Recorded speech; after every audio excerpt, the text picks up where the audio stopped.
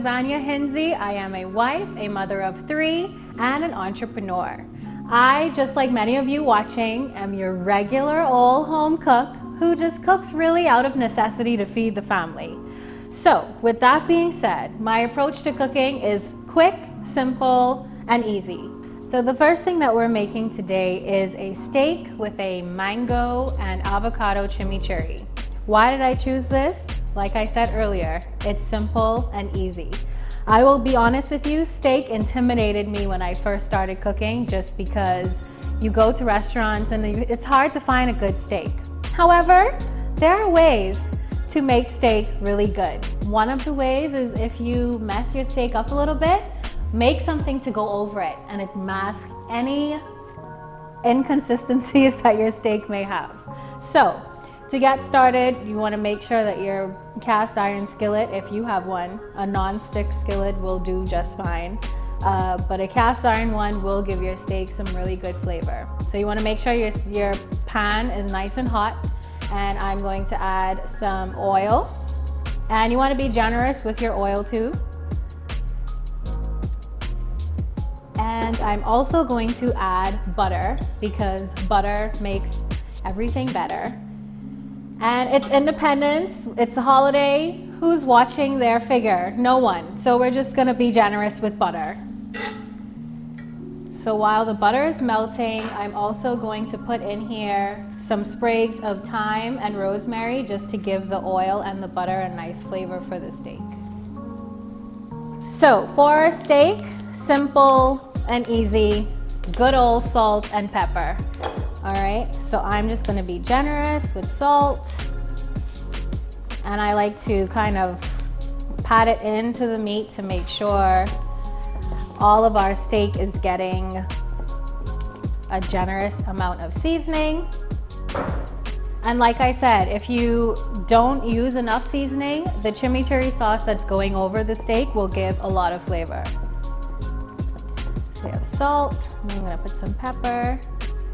So for my family, I don't do as much pepper just because I have small kids and they tend to be a little finicky with bold flavors like pepper. So I go a little less on the steak. For the kids, for grown-ups, we do more. Once you have your rosemary, thyme, butter, and oil in your pan and it's nice and hot, you hear it sizzling, we're gonna add our steak to the pot. That's exactly what you wanna hear when you put your steak in. So now, how long do you keep your steak in? This is all dependent on how you like your meat, whether you like it rare, medium rare, well done. I prefer medium well. So based on the cut of meat that you have, you're gonna kind of watch it. So I would say for the thickness of this meat that I have, I'll keep it about 2 to 3 minutes on each side, and then we'll take it off and put it aside to rest.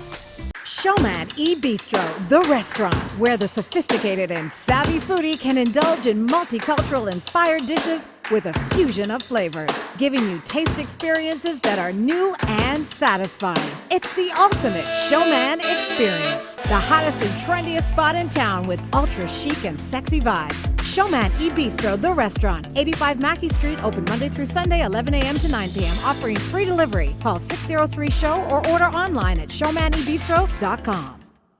So our steak has been in the cast iron for about 2 minutes already. And so now I'm going to flip it over. You can also smell the fragrance from the rosemary and thyme in the pan. It smells really, really good. So now we turn it over, and your steak should be nice and brown and have a nice crisp top. So you can see that we have it nice and crisp at the top, and we're gonna let the other side cook for the same amount of time. I'm also going to, once the other side is cooked, I'm going to get this fatty piece on the edge here. I'm going to let that sit and cook for a while too, because my personal favorite part of the steak is the fat. I know it's not the healthiest, but it's my favorite part. So I think we've had enough time on both sides. Now I'm just gonna turn the steak over on the fatty part to get a nice crisp side on the fatty part, because that's the part I'm going to enjoy the most. So I think our steak is ready. Now, if you're gonna ask me how much temperature it's supposed to be, I don't know. What I normally do in my household is I hope for the best. So here we are. I'm going to set this aside to rest.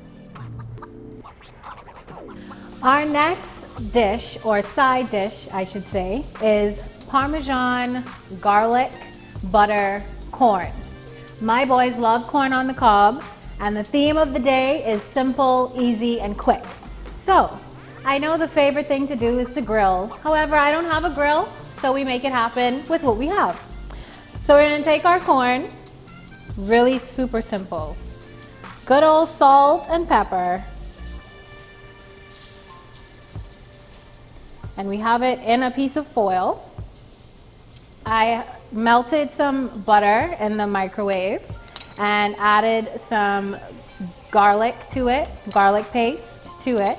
And all we're going to do, I'm just gonna fix the foil so that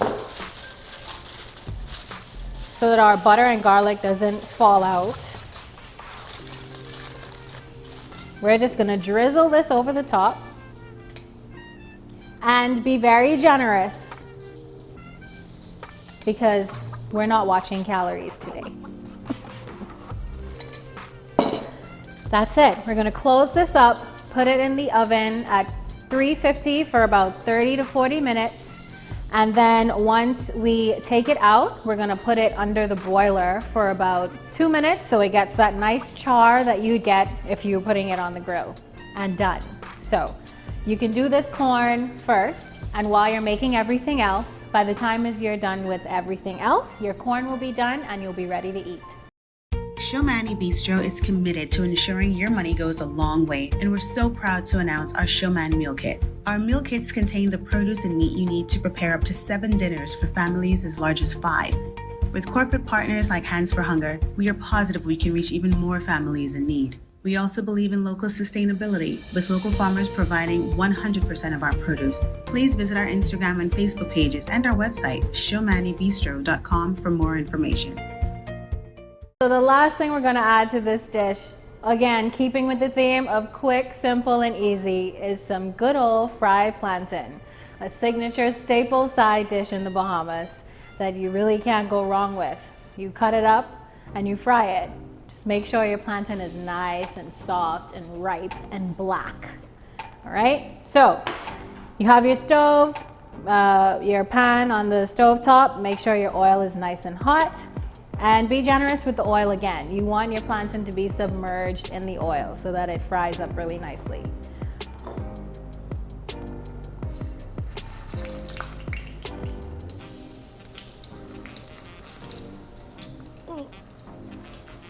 You know what I don't like about frying things? Is I always get what I like to call plop from the oil. You know, when the oil decides to get excited and jump out the pot? That's what I don't like. All right, so we have our plantains in there. You want to watch them. They'll kind of tell you when they're ready. They'll turn a nice golden brown color. And while these plantains fry up, I'll tell you some of the things I remember about independence. So obviously the tattoo is like the quintessential Bahamian independence outing for your family.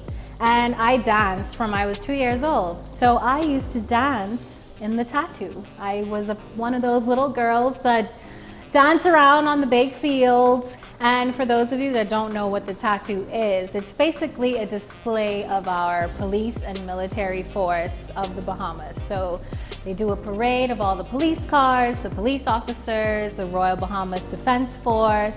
They show us how they train their dogs, all of that fun stuff. And it ends all off with wonderful fireworks, and you call it a night. They also display Bahamian entertainment. You know, you have musical artists, dancers, the whole nine.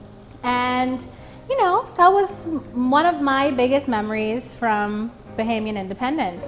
That and being able to wake up really, really early to go to Independence Junkanoo Parade.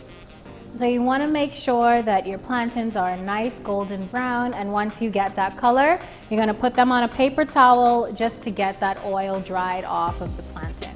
Showman Bistro, the restaurant where the sophisticated and savvy foodie can indulge in multicultural inspired dishes with a fusion of flavors, giving you taste experiences that are new and satisfying. It's the ultimate Showman experience. The hottest and trendiest spot in town with ultra chic and sexy vibes. Showman Bistro, the restaurant, 85 Mackey Street, open Monday through Sunday, 11 a.m. to 9 p.m., offering free delivery. Call 603-SHOW or order online at showmanebistro.com. We have basically completed all of the components of our Independence meal, and now it's time to plate and put our finishing touches on everything. We're gonna start with our chimichurri that we are putting on our steak. So we have our chimichurri already made. So you simply take cilantro, parsley, roughly chop it up, put it in a blender or food processor, add some oil until you have this kind of consistency. And you add any seasonings that you feel necessary. Salt, pepper, cumin, all of that stuff. The thing with chimichurri is it's very versatile, so you can go crazy with it. What we're gonna do here is we're gonna add to our chimichurri, we're gonna add avocado and mango. The mango gives a nice sweet element. I love to add sweet elements to a really thick piece of meat. I think it always really goes really well, the savory and the sweet together. So we have our chimichurri. We're gonna add some to the bowl here.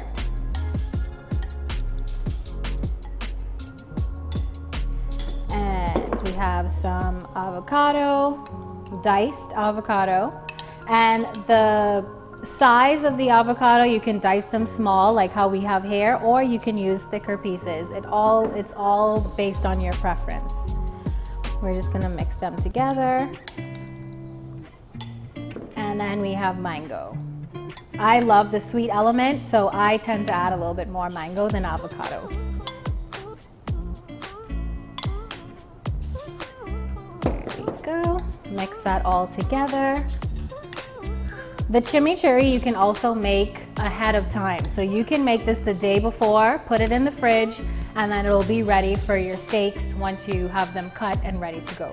So we're done with our chimichurri. We're just gonna put this to the side because now we are going to cut the star of the dish, which is our steak. Now, if you remember, I said earlier, I don't know temperatures, I don't know how all these things work. So we're gonna hope for the best here, okay? All right, so here we go. I'm gonna take our steak. I watch a lot of food shows and they always say that you cut against the grain. What does that mean? Who knows? But I tend to look at the meat and I just say, okay, it seems to be going in this direction, so I cut the opposite direction. And again, hope for the best. So here we go. Okay. I'm looking and I'm thinking it's going that way. So I'm gonna turn it around and we're gonna cut this way.